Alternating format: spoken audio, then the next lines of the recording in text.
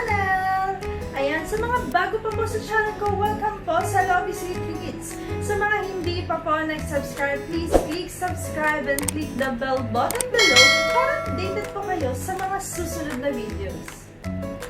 Ang gagawin po natin ngayon mga moms ay banana cake. Kakaiba po yung gagawin natin ngayon dahil para po ito sa mga walang oven and sa mga walang steamer na din. Para malaman kung paano, tara, umpisahan na natin.